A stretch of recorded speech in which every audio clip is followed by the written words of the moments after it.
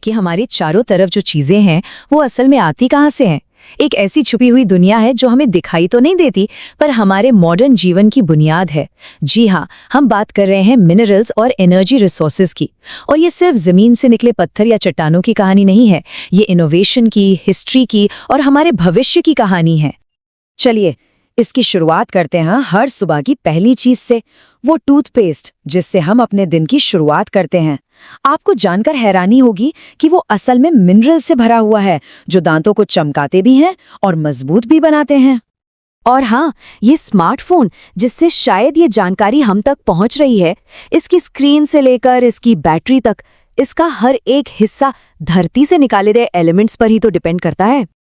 इतना ही नहीं, जिस ट्रांसपोर्ट पर हम रोज निर्भर करते हैं, बस हो, ट्रेन हो या फिर कोई गाड़ी, वो भी इन छिपे हुए खजानों के बिना मुमकिन ही नहीं है। स्टील की बॉडी से लेकर इंजन के पुर्जों तक सब कुछ जमीन के अंदर से ही आता है।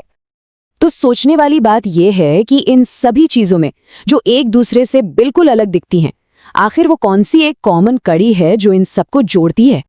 जवाब बहुत ही सीधा और सिंपल है। ये सभी चीजें पृथ्वी से ही बनी हैं। इन्हें बनाने वाले रॉ मटेरियल्स सीधे धरती से आते हैं। ये सब मिनरल्स यानी खनिजों से बने हैं, जो हमारे प्लैनेट की, हमारी सिविलाइजेशन की नींव हैं। तो चलिए इस छिपी हुई दुनिया को परत दर परत खोलते हैं। आज हम अपनी डेली लाइफ में मिनरल्स को ढूंढेंगे, फिर समझेंगे कि ये असल में है क्या। भारत के मिनरल ट्रेजर मैप पर एक नज़र डालेंगे, अपनी एनर्जी की ज़रूरतों को समझेंगे और आखिर में जानेंगे कि कंजर्वेशन ही हमारे भविष्य का एकमात्र रास्ता क्यों है। तो सबसे पहले बात करते हैं उन हैरान कर देने वाले इंग्रेडिएंट्स की जो हमारे रोज़मर्रा के प्रोडक्ट्स में छिपे हैं और हमें शायद इसका अंदाज़ा भी नहीं होता। याद है हमने टूथपेस्ट की बात की थी? चलिए ज़रा उसे जूम इन करके देखते हैं। दांतों को साफ करने वाले जो एब्रेसिव्स होते हैं वो सिलिका और लाइमस्टोन जैसे मिनरल से आते हैं। कैविटीज से बचाने वाला फ्लोराइड नाम के मिनरल से मिलता है। पेस्ट को सफेद बनाने के लिए टाइटेनियम ऑक्साइड का इस्तेमाल होता है। और हाँ, वो जो हल्की सी चमक होती है ना, वो माइका की वजह से है। और तो और जिस प्लास्टिक ट्यूब में ये पेस्ट आता है वो भी पेट्रोलियम से बनता है, जो खुद एक एनर्जी रिसोर्स है। कमाल है ना? ठीक है, तो हम इतनी देर से मिनरल्स कर रहे हैं, पर ये हैं क्या चीज और ये बनते कैसे हैं? चलिए जरा धरती के परत के नीचे झांक कर देखते हैं। देखिए, जियोलॉजिस्ट्स यानी भूविज्ञानिक मिनरल्स को एक ऐसे नेचुरली अकरिंग सब्सटेंस के तौर पर डिफाइन करते हैं जिसका एक डेफिनेबल इंटरनल स्ट्रक्चर हो। अच्छा, आसान भाषा में इसका मतलब क्या हुआ? इसका मतलब ये कि जो चट्टानें यानी रॉक्स हम देखते हैं वो असल में इन्हीं मिनरल्स का कॉम्बिनेशन होती हैं। कुछ चट्टानें जैसे लाइमस्टोन सिर्फ एक ही मिनरल से बनती हैं, लेकिन ज्यादातर में आपको कई अलग अलग मिनरल्स का मिक्सचर मिलेगा। और एक मजेदार बात, मिनरल्स को पढ़ने के भी दो अलग अलग नजरिए हैं। एक तरफ है ज्योग्राफर्स जो ये समझने के लिए कि जमीन, पहाड़ और पठार कैसे बने, मिनरल्स को अर्थ क्रस्ट के एक हिस्से के तौर पर स्टडी करते हैं। वहीं दूसरी तरफ हैं जियोलॉजिस्ट्स जिनकी दिलचस्पी इस बात में ज्यादा होती है कि भाई ये मिनरल बना कैसे, इसकी उम्र क्या है और इसका केमिकल कॉम्पोजिशन क्या है। एक बात और समझनी जरूरी है, मिनरल्स हमें जमीन में एकदम साफ सुथरे या प्योर फॉर्म में नहीं मिलते। ये मिलते हैं ओर्स यानी अयस्क में। अब ये और क्या है? इसे आप एक तरह का कच्चा माल समझिए। इसमें हमारा जरूरी मिनरल होता है और साथ में कुछ दूसरी चीजें या इम्प्योरिटीज भी मिली होती हैं, और इसे निकालना कमर्शियली फायदेमंद होता है। और ये मिनरल्स हमें मिलते कैसे हैं? इनके बनने के तरीके भी बड़े इंटरेस्टिंग हैं। कुछ मिनरल्स तो चट्टानों की दरारों में मिलते हैं, जिन्हें वेन्स या लोड्स कहते हैं। कुछ सेडिमेंट्री रॉक्स की परतों में जमा होते हैं, जैसे कोयला। बॉक्साइट जैसे मिनरल जमीन की सतह पर चट्टानों के डीकंपोजिशन से बचे हुए मास के रूप में मिलते हैं। वहीं सोना चांदी जैसे कीमती मिनरल्स अक्सर नदियों की घाटी में प्लेसर डिपॉजिट्स के रूप में पाए जाते हैं। और हाँ, समुद्र के पानी में भी नमक और मैंगनीज जैसे मिनरल्स बड़ी मात्रा में घुले हुए हैं। अब देखिए, माइनिंग का एक बहुत ही कंट्रोवर्शियल तरीका भी है जिसके बारे में बात करना जरूरी है। नॉर्थ ईस्ट इंडिया में कोयला निकालने के लिए रैट होल माइनिंग की जाती थी। इसमें लोग बहुत लंबी और पतली सुरंगें खोदकर कोयला निकालते थे। जाहिर है ये बहुत ही ज्यादा खतरनाक है और इसीलिए नेशनल ग्रीन ट्रिब्यूनल ने अब इसे गैर कानूनी घोषित कर दिया है, जो इसके सेफ्टी और एनवायरमेंटल कंसर्न्स को हाईलाइट करता है। तो अब जरा इंडिया पर फोकस करते हैं। भारत में मिनरल्स की क्या सिचुएशन है? हमारा देश इस मामले में काफी रिच है, बहुत तरह के मिनरल्स मिलते हैं। लेकिन एक बात है, इनका डिस्ट्रीब्यूशन यानी बंटवारा पूरे देश में एक जैसा बिल्कुल नहीं है। मेटालिक मिनरल्स को हम मोटा मोटा दो हिस्सों में बांट सकते हैं, फेरस और नॉन फेरस। फेरस मिनरल्स वो होते हैं जिनमें आयरन यानी लोहा होता है, जैसे कि आयरन ओर। ये तो हमारी इंडस्ट्री की बैकबोन है। और दूसरी तरफ है नॉन फेरस मिनरल्स, जिनमें लोहा नहीं होता, जैसे कि कॉपर, बॉक्साइट, गोल्ड। ये इंजीनियरिंग और इलेक्ट्रिकल इंडस्ट्री के लिए सुपर इंपॉर्टेंट हैं। आयरन ओर यानी लौह अयस्क, जैसा मैंने कहा, ये हमारी इंडस्ट्रीज की रीढ़ की हड्डी है। और इंडिया इस मामले में काफी लकी है कि यहाँ मैग्नेटाइट और हेमेटाइट जैसे हाई क्वालिटी आयरन ओर्स मिलते हैं। ये ज्यादातर देश के 4 मेजर बेल्ट्स में पाए जाते हैं, जैसे ओडिशा झारखंड बेल्ट, दुर्ग बस्तर चंद्रपुर बेल्ट और भी हैं। ये बेल्ट्स उन इलाकों की इकोनॉमी के लिए बहुत जरूरी हैं। भारत को मिनरल्स का खजाना कहा जाता है, लेकिन एक पेच है। ये खजाना पूरे देश में बराबर नहीं बटा है। इसका डिस्ट्रीब्यूशन काफी अनइवन है, जो इंडिया की जियोलॉजिकल हिस्ट्री को दिखाता है। मतलब भारत के ज्यादातर कोयला और मेटालिक मिनरल्स के रिजर्व्स आपको पेनिनसुलर पठार की चट्टानों में मिलेंगे। वहीं गुजरात और असम पेट्रोलियम डिपॉजिट्स के लिए जाने जाते हैं। दूसरी तरफ नॉर्थ इंडिया के विशाल मैदानों में इकोनॉमिक मिनरल्स लगभग न के बराबर हैं। और ये अनइवन डिस्ट्रीब्यूशन देश के अलग अलग रीजन्स के इकोनॉमिक डेवलपमेंट पर भी गहरा असर डालता है।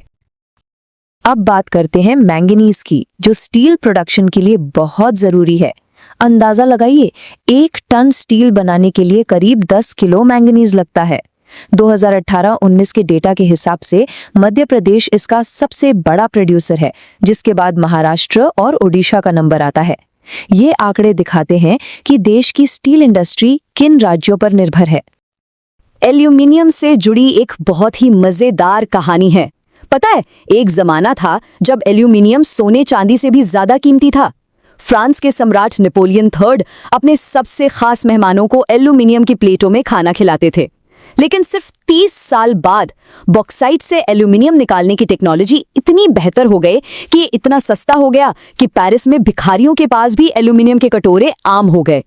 ये कहानी दिखाती है कि कैसे टेक्नोलॉजी किसी मिनरल की वैल्यू को पूरी तरह बदल सकती है। तो ये एल्यूमिनियम जो आज इतना कॉमन है, आता कहाँ से है? ये आता है बॉक्साइट ओर से। और जब इंडिया में बॉक्साइट की बात होती है तो एक ही स्टेट का नाम सबसे ऊपर आता है, उड़ीसा। जैसा कि 2018-19 के आंकड़े दिखाते हैं, अकेले उड़ीसा ने देश का 65% बॉक्साइट प्रोड्यूस किया, जो इसे देश की एल्यूमिनियम इंडस्ट्री का एक मेजर प्लेयर बनाता है। लेकिन इन सभी मिनरल्स को जमीन से निकालने का एक दूसरा पहलू भी है, एक डार्क साइड। माइनिंग इंडस्ट्री की अपनी चुनौतियां और खतरे हैं। खदान में काम करने वाले माइनर्स को लगातार धूल और जहरीले धुएं का सामना करना पड़ता है, जिससे उन्हें फेफड़ों की गंभीर बीमारियां हो सकती हैं। खदानों की छतों का गिरना, पानी भर जाना या आग लगने का खतरा हमेशा बना रहता है। इसके अलावा माइनिंग से आसपास के पानी के स्रोत दूषित होते हैं और जमीन खराब होती है। बिना सख्त सेफ्टी और एनवायरमेंटल कानूनों के माइनिंग एक किलर इंडस्ट्री बन सकती है। मिनरल्स की बात हो गई, अब आते हैं एनर्जी पर। आखिर एक देश चलता कैसे है? पावर कहाँ से आती है? चलिए कन्वेंशनल और नॉन कन्वेंशनल यानी पारंपरिक और गैर पारंपरिक दोनों तरह के एनर्जी सोर्सेस को समझते हैं। मोटे तौर पर हम एनर्जी सोर्सेस को 2 हिस्सों में बांट सकते हैं। एक है कन्वेंशनल सोर्सेस, जैसे लकड़ी, कोयला, पेट्रोलियम, जिन्हें हम सदियों से इस्तेमाल कर रहे हैं। और दूसरे हैं नॉन कन्वेंशनल सोर्सेज, जैसे सोलर, विंड और एटॉमिक एनर्जी, जो हमारे भविष्य की ऊर्जा जरूरतें पूरी करने का पोटेंशियल रखते हैं। इंडिया में आज भी एनर्जी के लिए हम सबसे ज्यादा कोयले पर डिपेंड करते हैं, और कोयला भी एक जैसा नहीं होता। इसकी 4 अलग अलग किस्में होती हैं। लाखों सालों तक जमीन के नीचे दबे पेड़ पौधों पर जैसे जैसे गर्मी और दबाव बढ़ता है, कोयले की क्वालिटी बेहतर होती जाती है। पीट सबसे लो क्वालिटी है। लिग्नाइट एक सॉफ्ट ब्राउन कोयला है। बिटुमिनस कमर्शियल यूज में सबसे पॉपुलर है, और एंथ्रासाइट को सबसे हाई क्वालिटी का हार्ड कोल माना जाता है। जब बात बिजली बनाने की आती है तो यहाँ भी 2 मेन तरीके हैं। एक है हाइड्रो इलेक्ट्रिसिटी, जो तेज बहते पानी की शक्ति से बनती है। ये एक रिन्यूएबल रिसोर्स है, मतलब ये कभी खत्म नहीं होगा। और दूसरी है थर्मल इलेक्ट्रिसिटी, जो फॉसिल फ्यूल्स जैसे कोयला और गैस को जलाकर पैदा की जाती हैं, और ये नॉन रिन्यूएबल हैं, यानी इनके भंडार लिमिटेड हैं। पर यहाँ एक अच्छी खबर है।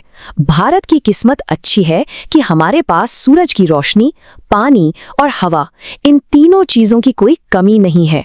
इसका मतलब ये है कि हमारे पास रिन्यूएबल एनर्जी डेवलप करने और एक सस्टेनेबल फ्यूचर की तरफ बढ़ने के लिए एक आइडियल जगह है। ये भविष्य के लिए एक बहुत बड़ी उम्मीद है। तो चलिए इंडिया के रिन्यूएबल एनर्जी की एक झलक देखते हैं। न्यूक्लियर एनर्जी के लिए यूरेनियम और थोरियम का इस्तेमाल होता है, जो केरल और अरावली रेंज में मिलता है। सोलर एनर्जी के लिए तो हमारा ट्रॉपिकल देश परफेक्ट है। तमिलनाडु में नागरकोइल से मदुरई तक का विंड फार्म क्लस्टर दुनिया के सबसे बड़े क्लस्टर्स में से एक है, और हिमाचल और लद्दाख में जियोथर्मल एनर्जी के लिए एक्सपेरिमेंटल प्रोजेक्ट्स भी चल रहे हैं। और अब हम आते हैं इस पूरे डिस्कशन के सबसे जरूरी, सबसे क्रिटिकल पॉइंट पर, कंजर्वेशन, यानी इन रिसोर्सेज को बचाना। ये समझना बेहद जरूरी है कि ये हमारे लिए इतना जरूरी क्यों है। मैं आपको एक नंबर बताता हूं और ये आपको शायद चौंका देगा। हमारी पूरी धरती का सिर्फ 1% हिस्सा ही ऐसा है जहां से हम मिनरल्स निकाल सकते हैं। जी हां, सिर्फ 1%। तो हमें कंजर्वेशन क्यों करना चाहिए? सबसे पहली और सीधी बात, हमारे मिनरल रिसोर्सेज लिमिटेड और नॉन रीन्यूएबल हैं। इन्हें बनने में लाखों साल लगते हैं, लेकिन हम इन्हें बहुत तेजी से खत्म कर रहे हैं। लगातार माइनिंग से लागत बढ़ रही है और क्वालिटी घट रही है। ये हमारे देश की एक अनमोल लेकिन बहुत ही शॉर्ट लिव्ड संपत्ति है। तो फिर रास्ता क्या है? देखिए, कुछ कदम हैं जो उठाए जा सकते हैं। हमें मिनरल्स का इस्तेमाल एक प्लान्ड और सस्टेनेबल तरीके से करना होगा।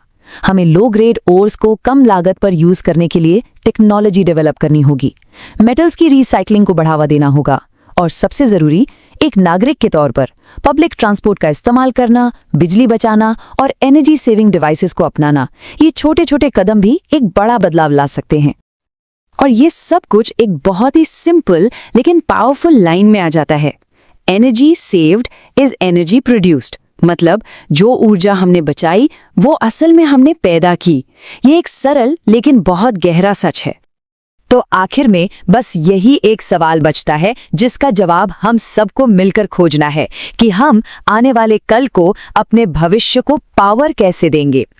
इसका जवाब हमारे आज के फैसलों और हमारे एक्शन में ही छिपा है।